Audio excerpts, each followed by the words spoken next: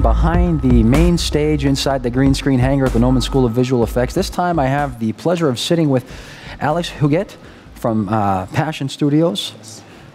Glad to have you. Thank you. Nice to be here. Yeah, I appreciate that. So right out of the gate, you're originally from Spain. That's right.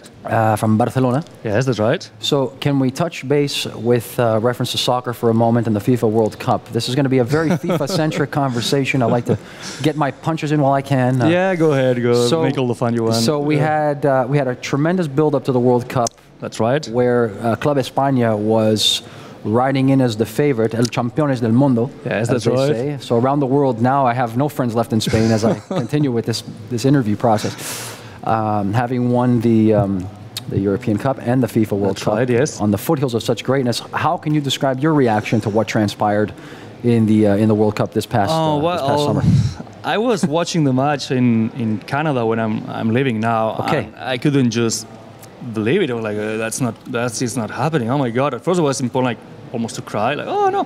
But I took it the other way and I was just laughing, like, oh my God, it had to happen at some point, right? So well, whatever. Maybe in 4 years. Yeah, all kingdoms must fall. Apparently. Exactly. This is the moral of the story. So we'll shift gears though to club football. Obviously, Barcelona is the hometown. That's right. Clearly. Yes. I hope. Yeah. Otherwise, I'm going to get up and walk. Yeah. away. No. That's. Yeah, absolute fan of Barcelona. Yeah. Okay, so what was it like growing up in Barcelona? What a wonderful place. If you haven't been, I encourage you. To all the people in Barcelona watching, the hometown hero right now. Buenas tardes todos, which is good evening, everyone. Yes. Well, it was great actually. It was a fairly easy life. My parents had a nice house and not too far from the beach. Was just living there and just being a happy kid really, and it was great. Yeah, great living there. Was always busy drawing and things like that, or otherwise just playing outside. It was always nice and sunny, and yeah, really nice life there. Pretty perfect weather. I've been. I spent, as we spoke earlier off camera, I spent some time there some years ago. One of my favorite places on the planet. When I look like that guy that you just showed on screen, I'll probably be hiding out somewhere in southern Spain wearing eye makeup and smoking cigarettes. That's my best. We have a lot of those there already. We have already quite a lot of those. Alicante, in the far south. No, it's definitely a nice place, yeah. I appreciate it. So you said you were sitting around drawing and doing things like that. Who are some of your favorite comic book heroes of the day? Well, when I was a teenager, I used to watch a lot of the Carlos Pacheco, X-Men comics, and also I was a lot into comic books at the time. I was like 13 or so, 12, 13. So I had my heart sort of split between Dragon Ball and then superheroes, and I was drawing either Dragon Ball characters or superheroes from the Marvel universe. Marvel universe, yeah, that's right, or Superman and DC universe or whatever sort of superheroes. Whoever you could get your hands on. Sorry? Whatever you could get your hands on. Yeah, exactly. Whatever was available. And then I was just drawing my own superheroes, and I was drawing a lot. Yeah. Cool. Actually, for a short time in the early '80s, Mattel. This is a tidbit of information for everyone watching. Mattel released a series of action figures under the Secret Wars banner that were only released in Spain. Really? There was Electro. I'll show you in the office. Okay, I have it. wow. I should show this to you. There was, for a very brief time, they were ushering out the line, and they had Secret Wars action figures that were only avavel, Marvel superheroes. Yeah, I had some of those. Yeah, I have them in the office. Cool. We can commiserate and show these later. So after this interview. You recently worked with Passion on a wonderful FIFA spot. That was the whole impetus for the conversation with soccer. I wasn't trying to give you a hard time. No, that's fine. He's a very kind guest. Yeah, that's fine. I appreciate that.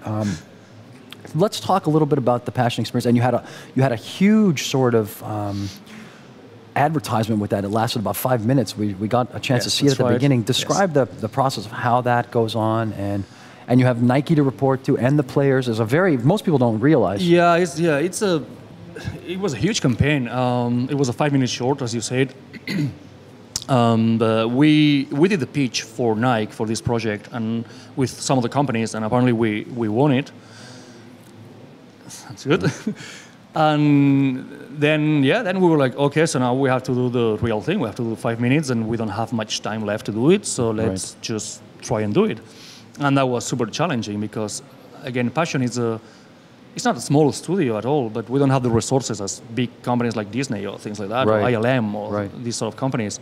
So we had to try and be really smart with reusing topologies, reusing blend shapes, reusing lots of assets. And then what it was, the toughest part was the character design, because there were a lot of people involved in commenting, and there were like a lot of layers of people. Just like a hierarchy of management and overseeing the design. because Passion was hired from an agency company. We were reporting to them, and then the agency company was reporting to Nike, and then Nike, they were showing this to the football players, the actual football players.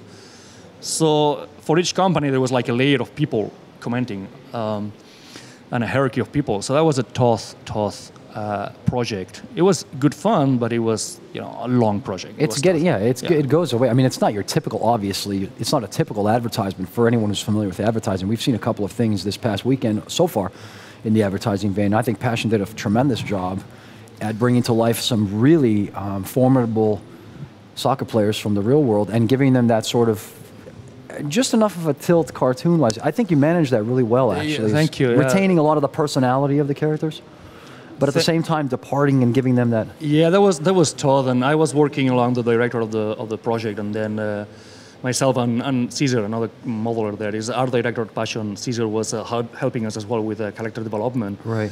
So yeah, we will take one character and try to just model something, and from there take it and comment it and do paintovers. And John, the director, could take that and sit with it and give new ideas and new approaches. And sometimes we couldn't hit it right the first time, and it was like, this is not working. Let's just gather the three of us and do something new. Cool. And yeah, it was an intense project, but it was a lot of feedback from between us, and that was a good thing, definitely.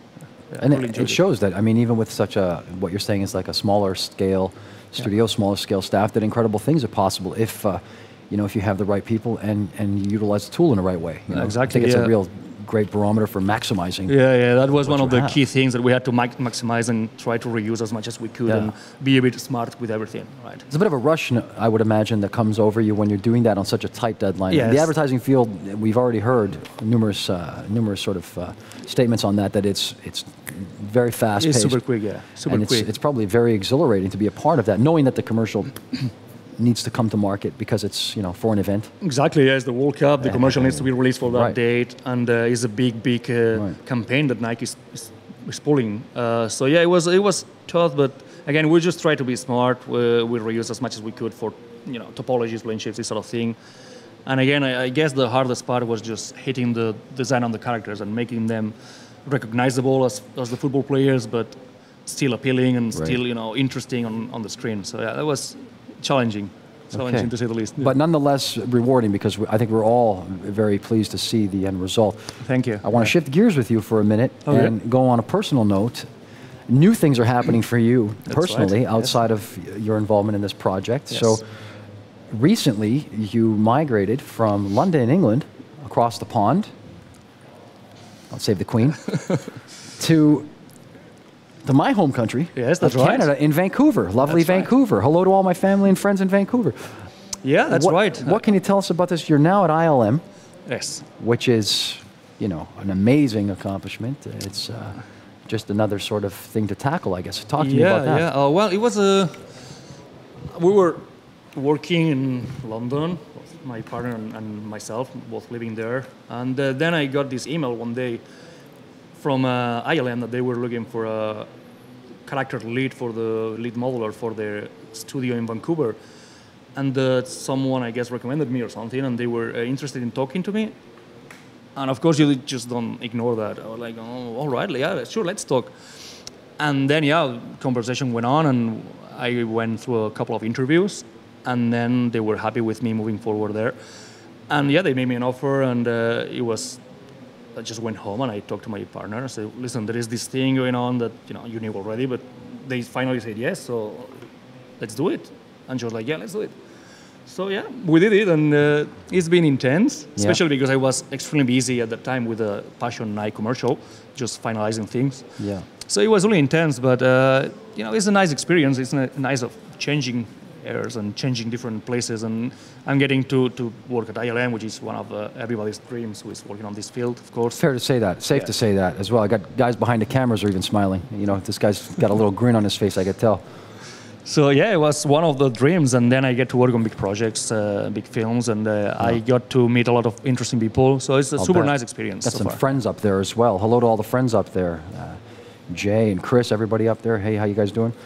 So with that being said, you're joining a crew with a long-standing reputation for street cred in this business, at least. There's we're talking about some heavyweight designers. Yes. You're probably extremely excited about that opportunity to be around. We've heard, again, this is another ongoing theme, that putting yourself in a situation where you're with people who are extremely, talented, yes, will breed more talent. And I think you're coming to the table with an extreme amount of talent. Thank you.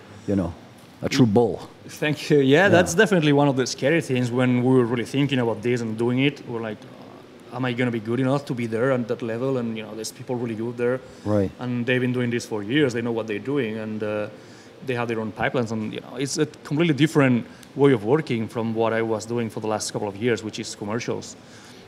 But yeah, we just did it, and again, it's been super amazing experience. Everyone has been really nice so far. Has been much better than what I thought it was going to be. It's a very nice experience. I think that's incredible sort of insight that someone with your experience is feeling that way, that there is even still that kind of, that newness about it that you have, like you've traveled halfway across the world, a new country, new experience, a nice place, obviously. Yeah. Really nice, and I keep saying that, but it is a great city. Expensive, but very nice. Expensive, but very nice, yeah. Well, they're basically, they sort of invented this, right? They know what they do there. Yeah. And you can see it when you start working there, like, oh, yeah, I see now why they do the things they do.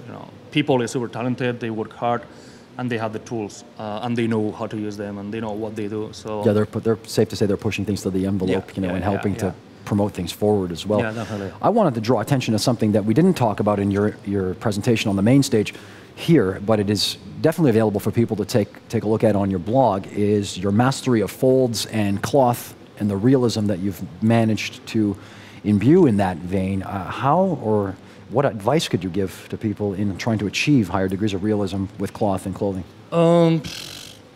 Just practice a lot, like everything else, just practice a lot. Recently there was this software as well that is for cloth simulation. You can play with that as well. It's really interesting to use it, and you realize how it works, how clothing works, how to create patterns, and then you can take that knowledge and combine it with just normal ZBrush modeling, and I think is a good approach. And I'm not sure I have any tips or anything, but like everything else in this sort of field, just practice a lot. That's what's going to make you, and be a bit critic with your own work, and try to improve it always. Just look for comments from people and see how you can improve it, and that's, I think, the way you can just move forward and keep doing better things.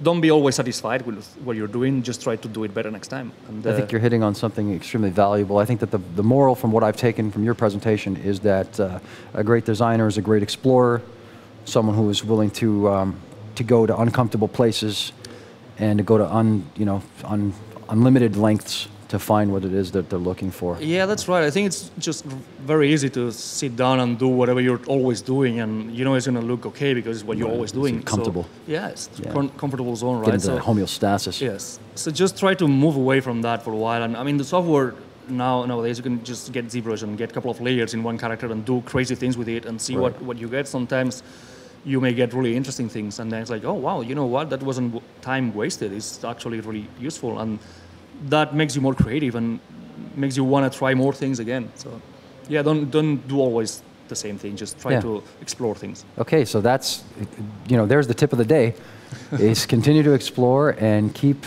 sort of looking for that accident or giving yourself the space to explore something in a new way. Yeah. I think that it's actually been a tremendous honor to sit with you. And to get to know you. Mil gracias. A pleasure. My appreciate pleasure it. is It's mine. my pleasure. On behalf of all of us, I'd like to thank, Passion, I'd like to thank Nike, I'd like to thank you. It was a great...